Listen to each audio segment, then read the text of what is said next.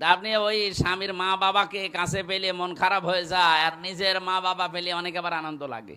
না, এটা ছোট মন যাদের তাদের আচরণ। আপনার মন তো ছোট না, আপনার মন তো অনেক বড়। স্বামী যদি কোনো জায়েজ কাজের আদেশ করে, জীবন থাকতে আপনাকে মানা লাগবে।